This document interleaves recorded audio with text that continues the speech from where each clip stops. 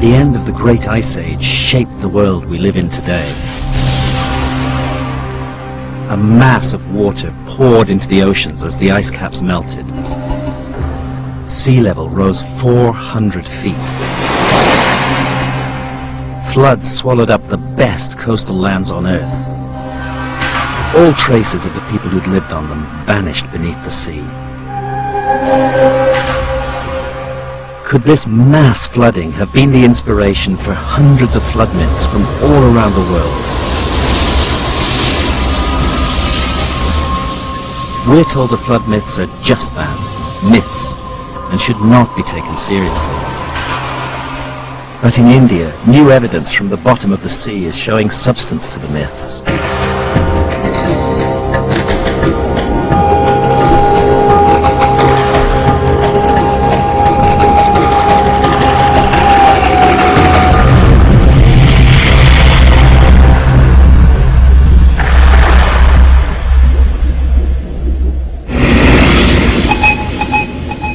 This is the Gulf of Cambay in northwest India.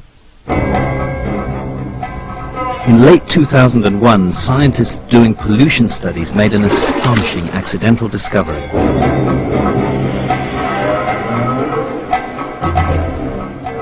"25 miles from shore, at a depth of 120 feet, they picked up traces of two ancient cities covering a large area of the seabed.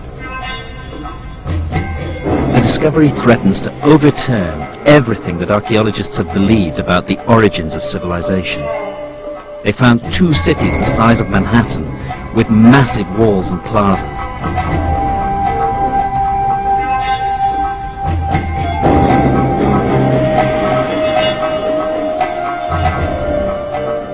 And man-made objects from the submerged cities have yielded carbon dates up to 9,500 years old. That's about 5,000 years older than any city discovered by archaeologists anywhere. It means we could be dealing with a civilization lost at the end of the Ice Age. Perhaps even one of those that the flood myths speak of, which flourished before history began.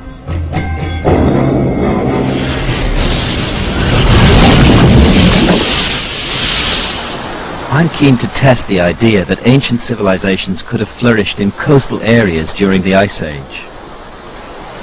When the ice melted and the seas rose, the floods obliterated the coastal civilization. The survivors recorded the trauma in myths. Christians, Jews and Muslims all know the story of the biblical flood and Noah's Ark, and Plato's myth of Atlantis is universally famous. But India may have the oldest flood myths in the world. I'm going there to investigate.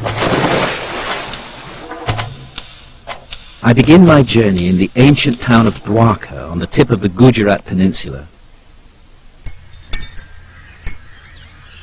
It huddles at the foot of a spectacular medieval temple dedicated to the god Krishna, the most famous of the Indian gods.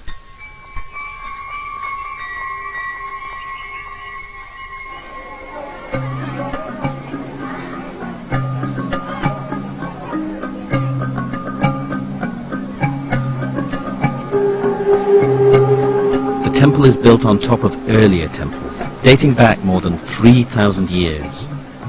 It commemorates a mythical city, said to have been established by Krishna before the flood and destroyed. On the same day that Krishna departed from the earth, the ocean submerged Dwarka.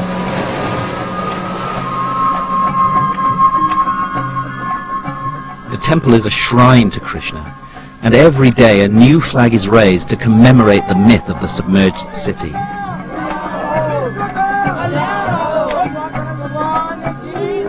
Every year, hundreds of thousands of pilgrims flock from all corners of India to mingle in its courtyards and bathe in the ocean's sacred waters. But would the myth point the way to an underwater find?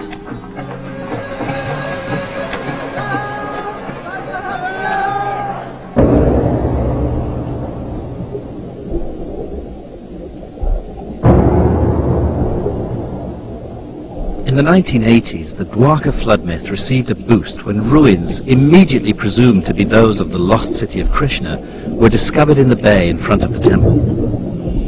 A leading archaeologist estimated on the basis of a hunch that they were dated to around 1500 BC. But since there's no real evidence for that date, I want to take a look at them myself.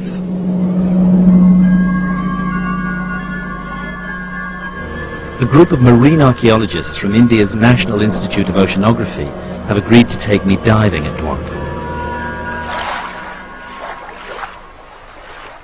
This is Dwarka. Yeah. So we're moored over this concentration of ruins.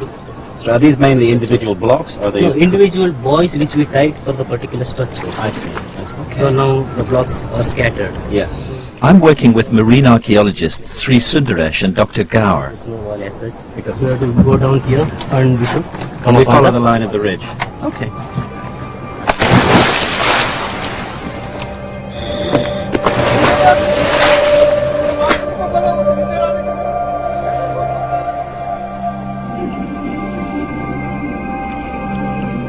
What's hard looking at structures underwater is to be sure whether strange-looking objects are just weird natural formations or whether they've been cut and shaped by man. It becomes clearer when you find clean-cut individual blocks like these. The next question with any underwater site is, how old is it? This site is so shallow and close to the shore that recent earthquakes could have submerged it, not necessarily rising sea levels at the end of the Ice Age. So it wasn't a big surprise to learn that Sundaresh and Gaur are now dismissing these finds that are merely hundreds of years old. This clearly can't be the ruins of the ancient mythical city of Dwarka. Stone anchors of a type made in India in the Middle Ages prove that the ships of that time once moored here. So anchors precisely we are dating between 8th century AD to 14th century AD. So I think structure also may fall in that period. So we're talking actually about a medieval site. Medieval period. Do you accept the conventional dating of 1500 BC or so for this site, or do you think we should put a big question mark over that date? I think you have answered the question. We should put a big question mark over I mean, we have not found any material evidence on which we can be sure about the date. Right. Till we find any datable material artifact, we'll have to continue our search as and when we can. Yeah. Have you ever gone like 10 kilometers out that way? So for 10 kilometers away from here, no, we are not dived. We have gone up to 2 kilometers.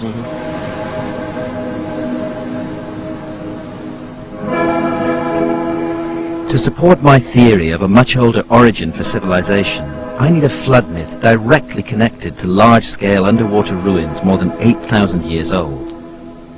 I now know that Dwarka's ruins definitely aren't that old. But what they do testify to is the continuous flooding of this coastline.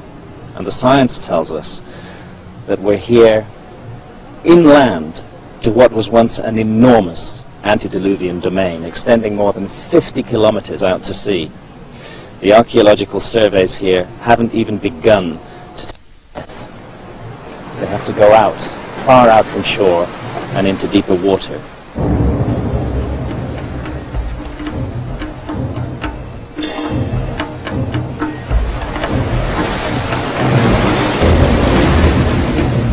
The myth of Dwarka is part of a larger and older cycle of Indian myths that speak of a flood survivor, Manu, who becomes the father of future mankind. Like the biblical Noah, Manu builds a survival ship, takes the seeds of essential plants as a way of restoring agriculture, rides out the deluge in his ark, comes to rest at last on a mountaintop. Typically, Manu is described as a great rishi or sage and as a master of yoga. His mission is to rekindle civilization after the flood. Could science give this myth any support? Was India ever flooded in such a cataclysm?